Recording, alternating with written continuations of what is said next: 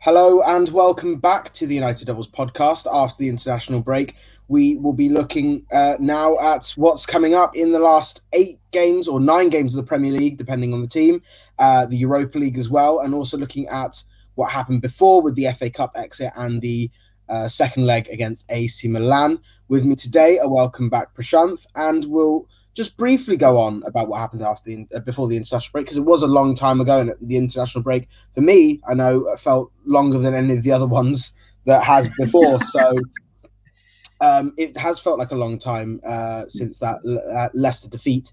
And it just seemed like the team was very tired, sluggish. The difference in games since United had played 5 games in the space that Leicester had played 2. Yeah. The fatigue, and they had to work hard in the San Siro to get that win, with Pogba coming off the bench to score a really wonderful goal. But then, individual errors cost us against Leicester, Fred and Matic, and then McTominay at the end. It was an awful performance defensively. Greenwood got a goal, which was the one positive, and Donny and Pogba both had a huge influence in that goal, which is, great to see. And we could have, easily won that game had we taken the chances we made and probably played a little bit better. But we're out of a competition again, and it was a good chance for us silverware, especially when we heard at half time that that our semi-final, the team we were going to play was Southampton. So, you would have hoped that we would have got through to finally another semi-final, that would have been sorted, but unfortunately not. We choked before the semis. Yeah, exactly, yeah. So, because we got a favourable semi, we choked before that. That sounds about right, doesn't it? But I read a trivia. Whoever was going to face Southampton, they both have defeated them 9-0. Leicester last year and United this year. The 9-0 derby, that's what it was at half time, I guess. But I think the thing is that with that game, it was just the way we lost, not really kind of we were fatigued, fine. So you can play badly, we get that. But then the goals that we conceded were just unacceptable, regardless of fitness. It was just Fred really silly. Amateurish errors, man. Absolute amateurs. I think it was more of an audition for Tielemans and Partey to show that what they are and they're ready for the big club, rather than actually United turning up. Fred, yes, most part of the blame, but same was Matic. He was atrocious throughout the game. And also, I still don't understand Ole Gunnar Solskjaer's logic of not substituting Fred. Man is having a poor game. It's absolutely fine. Players do have bad games. Take him off the firing line. That didn't happen. And I really thought we weren't deserving to play Leicester that day. It felt like the occasion got to us more than to them. And it's not even a knockout game. It's not a semis or, it's not a final. It was just a normal game. You could have just played your best team. And mind you, Leicester weren't full strength. We were. Leicester weren't. But we choked. The only word I could use is choked. We didn't play. We didn't turn up. Yeah, absolutely. And it's just a real shame, because it was such a huge chance for silverware, and we would have played Chelsea or Manchester City in the final had we got through and had we beaten Southampton. So that would have been another big challenge, but it would be one that we would certainly have been up for. It's just didn't get there, and you can say all the things of fatigue and stuff, but like you said, the way we conceded the goals were unacceptable. Fatigue obviously played a huge part, and I think Leicester were far fresher than United are, so there is that. They have to factor that in, of course, but like you said, inexcusable mistakes, and that was one of the criticisms you can give for Ole Gunnar Solskjaer. Leaving Fred on was not the right decision. Bottom line, end of story. Other things, you can give criticism without being, so overly negative in agendas, as we've seen over the international break, that people have actually been actively trying to vote for Thomas Tuchel instead of Ole Gunnar Solskjaer because of their agendas, and Thomas Tuchel has now won Manager of the Month, which for me personally was not deserved in comparison to Ole Gunnar Solskjaer. Really? I know he's a new manager in a new club. Exactly the same. Yeah, I thought Thomas Tuchel deserved it over Ole Gunnar Solskjaer because of the steadying ship which he had to take upon. To be fair, Ole Gunnar Solskjaer has done a great job. No two ways about it. But when I look at the impact what Tuchel had immediately on Chelsea, deserves that credit. But I completely agree with you that there are some section of fans who voted for other Who would have for Thomas Tuchel instead of Ole Gunnar Solskjaer just because they don't like the manager? That's just poor sporting spirit. I mean, you don't do that. If you really believe that Thomas Tuchel deserves it, fair enough. I mean, like if I had to vote, I would pick Thomas Tuchel, not because I don't like Ole Gunnar Solskjaer or whatever. It's just the fact that I think he did a better job than Ole, because Ole has been in the job for 20 odd months now, while Thomas Tuchel just took a ship which was sinking. Now he's just steadied it. Now the challenge for him is to, go up. No, I do get that. I think the fact was that's what 15 clean sheets isn't that what he's had? 15 clean sheets or 5 clean sheets? Sorry, or 5 clean sheets, 6 clean sheets back to back. It might be, yeah, it's something like that. But what I would say is, I think he conceded maybe 1 or 2 goals, which is another thing. Which is, I mean, which Frank Lampard's Chelsea conceded for fun. No, of course, yeah, no, that is the thing. I mean, he did change how it was, but what I would say is that, I mean, the one difference is that Ollie did play against the Man City that was ripping teams apart and on a 21-game winning run, let alone unbeaten winning run. Yeah. And then played against West Ham, who were in the best form of their season, albeit without Jesse Lingard, but still in great form. And then the Palace game, which was just, I mean, it was just a boring game. But the other two, I think, deserve praise, especially the City game, because we played so well in that match. And we took City apart. City didn't know what hit them. Exactly. So that's where it sort of, that's where I'm a little bit more frustrated, because you could say, you don't know how close it was between the two. It could have been 20%, but it could have been 0.5. You never know. Yeah. So it's just one of those things. But we'll move on from that, because obviously we've got so much in the next couple of months.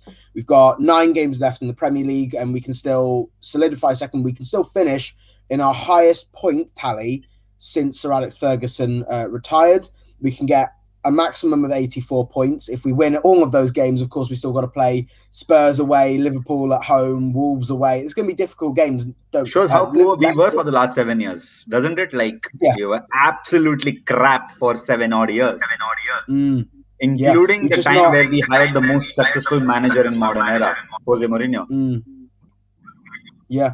I mean, it's just, the thing is that if we can get a solid second place finish, we can finish higher points than Jose did in second. If we get a trophy in the Europa League, this will be the most successful season in since Sir Alex retired. And the fact that is just second place in a trophy says a lot about how United has fallen in the last 8 years, but it shows we're back on the right track. And I think a trophy is desperate for that. The highest points tally possible is desperate for that. It deserves that, and it will just send a message to the rest of the Premier League, and probably to the rest of this fan base, because some of them still think that we're not making enough progress, which I mean is clear to see in every aspect of our game, really. Other than silverware. I don't think so, Arjun. I mean, I do sense what you're saying. In terms of statistics, yes, we've improved. In terms of player performances, some of them have improved. Someone like Luke Shaw, where everyone said that his career was over. Mourinho called him a fat boy, whatnot. I'm not body shaming him, but some of the nastiest comments I've heard about Luke Shaw. He's having a great season. Yeah. But my fundamental question still remains: what is your definition of progress? Is it a trophy? Europa League? Yes. Is it better performance than last year? I would say okay. Because City upped their level. I mean, if you look at, if I had to look at one simple aspect, City lost the title by how much? 20 odd points. What did Pep Guardiola do?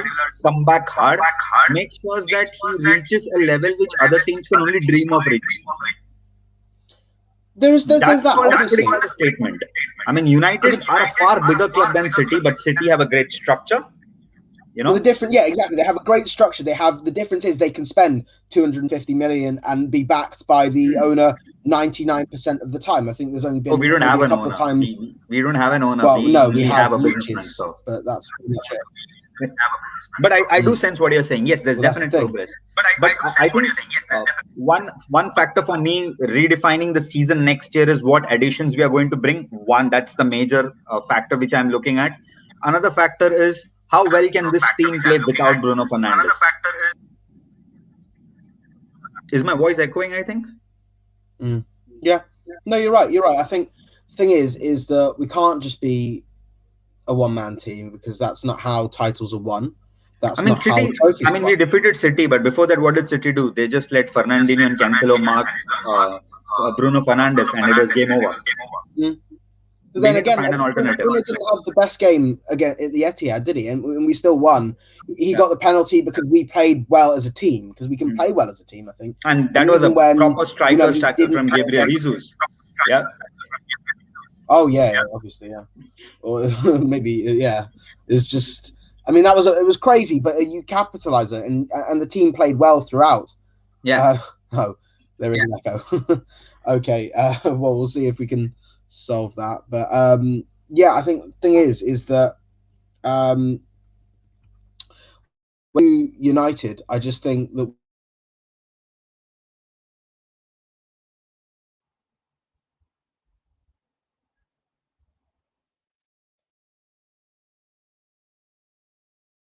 Lost your voice, man. On mute, I think. Oh, there we go. Yep, sorry. So I think Ollie's been backed with 3 starting players. I think that's the one thing that you have to say. Van der Beek was always going to be a squad player. Cavani was supposed to be sub for Martial. The fact that Martial's scoring record has been really poor this season has changed that fact. Tellez, again, back up. Igalo, back up. James was supposed to be a squad player, but the fact that we didn't get any right wingers and he played 90% of the season. And so, I think the fact that he's only had 3 starting players shows he's done a lot better than people expected him to do. He's made great strides with this team, but it's just about if he can be backed with maybe at least 2 starting players in the summer, then we can see what's going to happen. Because if we then don't compete properly for a title or win a trophy next season, if we don't win one this season, it's going to be bad. If we don't win the one thing is for sure, my priority in this window is not a striker, but my priority in this window is a defensive midfielder. We cannot trust Fred, Matic, and McTominay. Apart from us, obviously, striker is a priority, winger is a priority, centre back is a priority. But if I had to pick one position which has to be signed ASAP, it has to be a defensive midfielder, or else this team is falling like bricks. Yeah, I mean, the thing is Matic can't do it week in, week out. McTominay and Fred are excellent at what they do, but it's not a one-person role. Fred will struggle against low blocks. McTominay will struggle, just on his own with pressing. He can't press on his own. He needs to press. They both can't press on their own. They need someone else to press with them. That's the problem. So we need someone like Declan Rice, like Yuri Tielemans, not Yuri Tielemans, sorry, Wilfred and Ndidi even. I think No House for Mönchengladbach is another one that's been linked, because Zakari is more of the advanced player, whereas he sort of stays back a little bit more. So there's players that we could look at. There's obviously players of a smaller caliber. There's a Tushimini, Camavinga, Sumare, even I'm trying to think of the name of even Basuma. Even we could look at those kind of players, and it just depends on how much money we've got. It looks like we're not going to have too much money. It looks like it's around 80 million excluding departures. So I don't think it's not surprising for me at all. Sorry, it's not surprising for me at all. That we don't have money. Me neither. I hope that maybe the fact that we win silverware will give more money. Second silverware, that gives, and Champions League football, that should give enough money in order to buy Fund Brady's new contract. Sancho. You'd hope, yeah. You never know. But sorry, jokes apart. But I do sense what you're saying. I mean, I absolutely agree that second place finish, a Europa League trophy, and the Champions League finish should give adequate budget for you to sign at least 2 starting players, just 2 world-class players, because we all see this team just needs small improvement, and that's important. And you just need to sign these right players, right profile, so it helps your club. I really hope Glazers see that.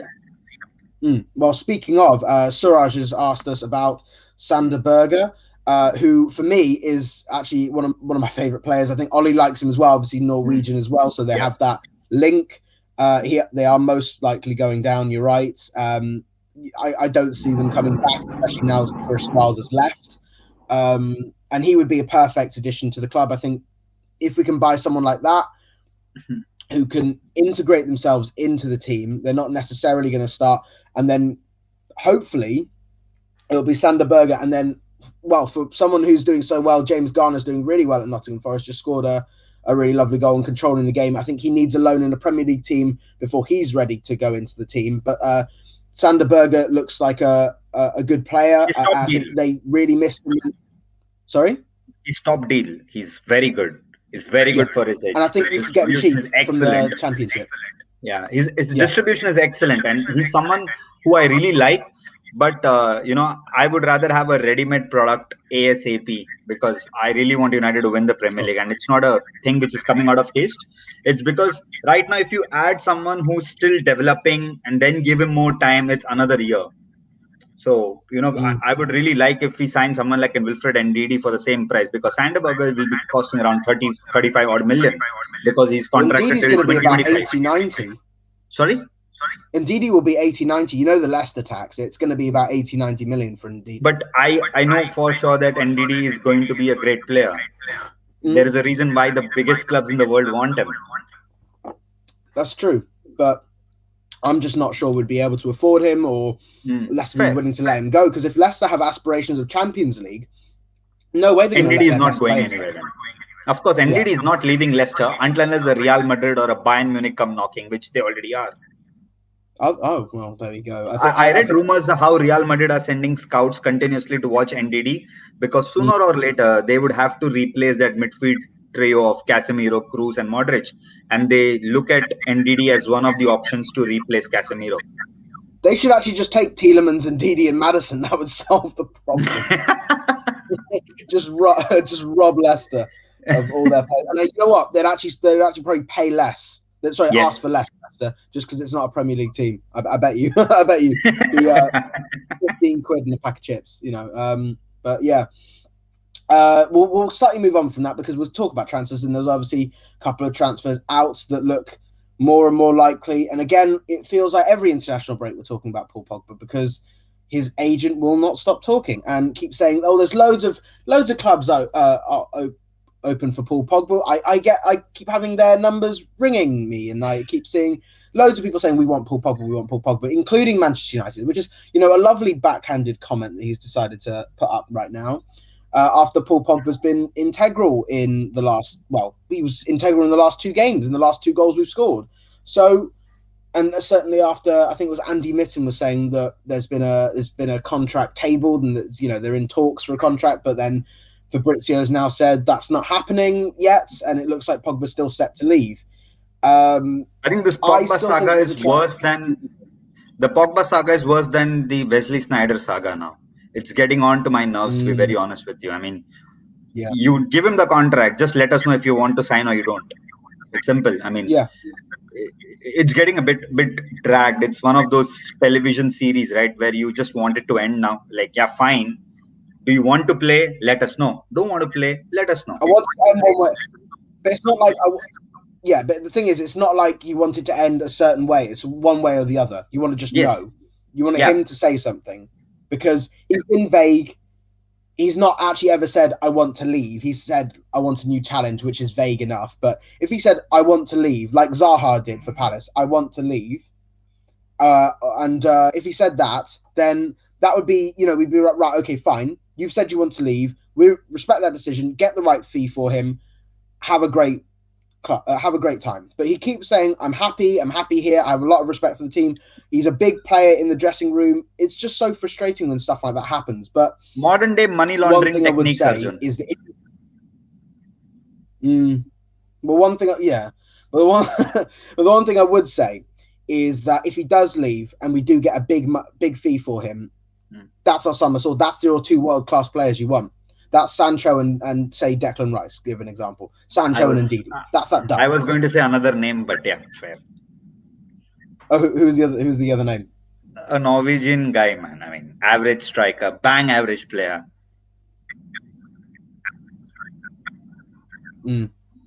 Wow. Yeah. Well. But yeah, he's so bang average that he just bangs in 20-25 odd goals for fun.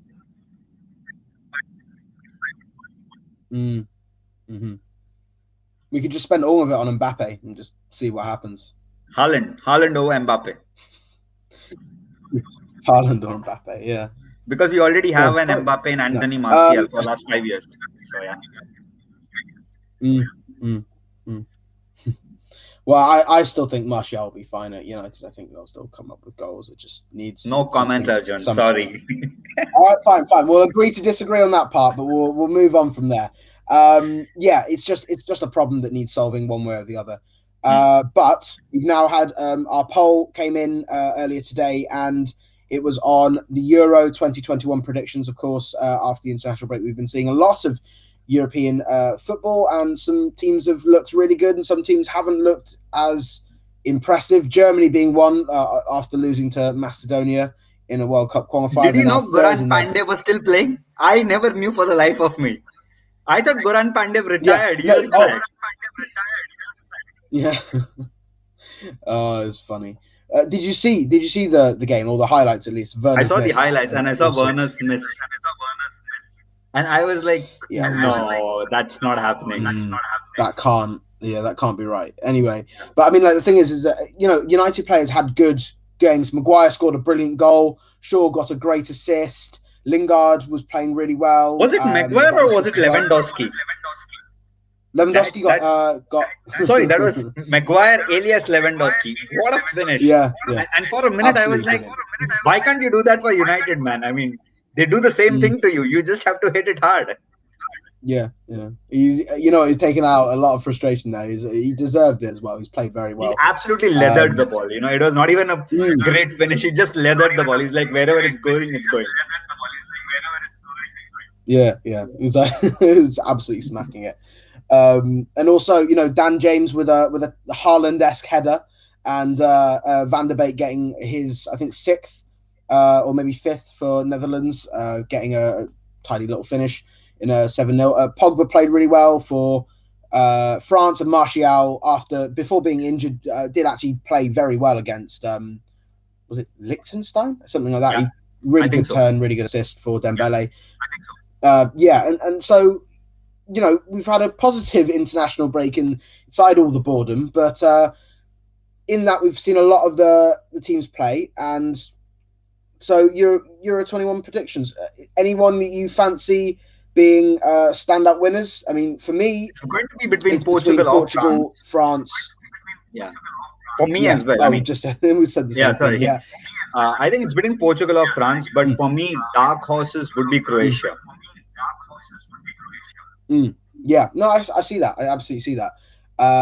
I think Croatia have a very good team, and they still have, even though they're like 30, 32, some of their players, they're still very, very good and playing top level.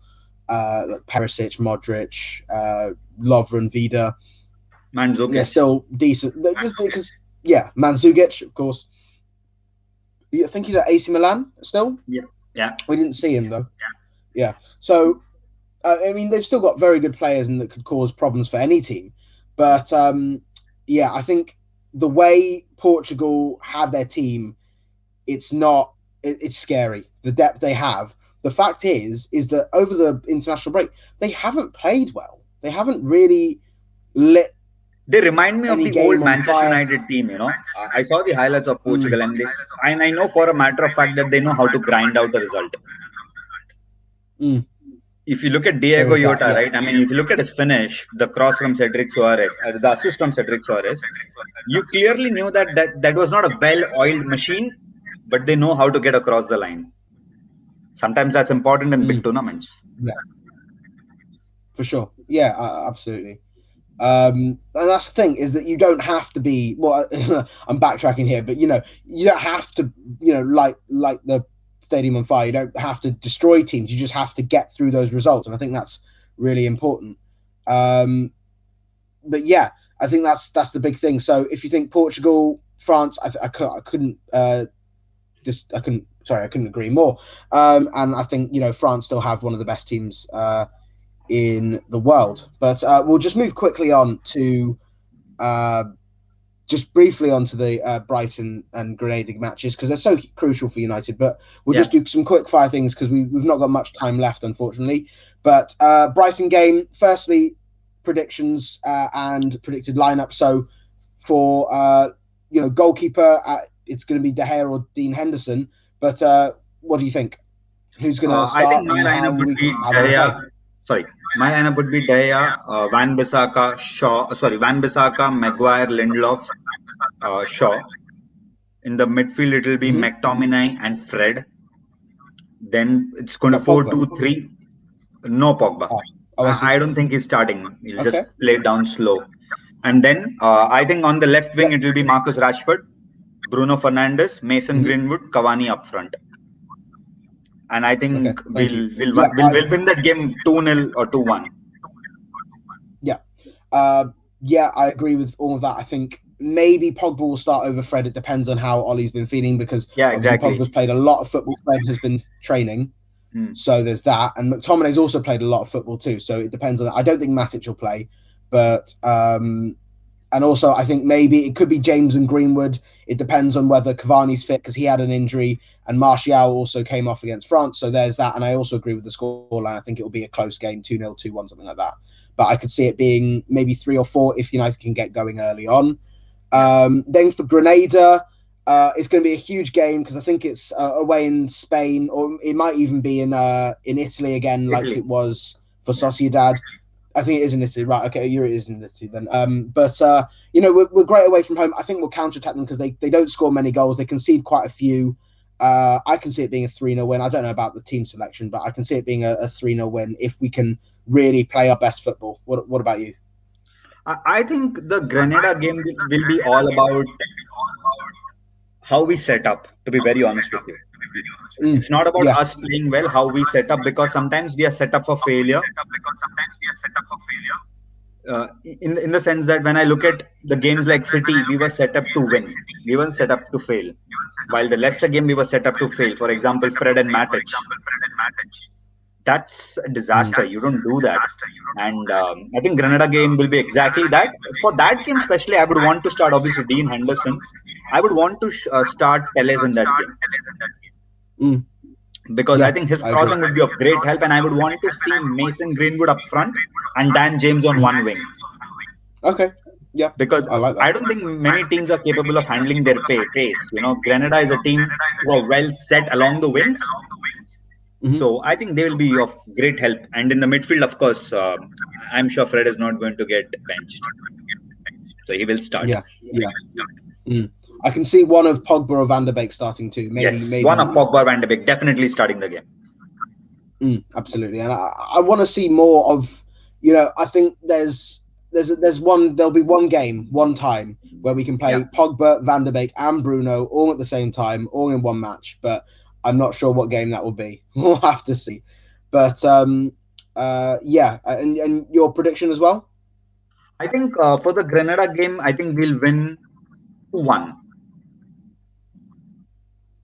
Okay, so conservative matches for both, but I think you take the result in away games and stuff, and it's 3 points is all that matters in the Premier League. But there's going to be plenty of football to be talking about over the next 2 months in the league, and then moving on to the Europa League, Euro Championships in June. But I'm afraid that is all we have time for this week. Thank you for listening, and thank you for joining me, Prashant.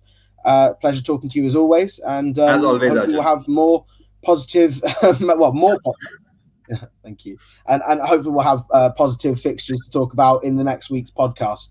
But if you have any questions or topics you'd like for us to discuss on the next podcast, please comment below on the live chat or on the Twitter poll. And if you enjoyed this, please like this video, subscribe to our channel, and follow us on Twitter for all of our content.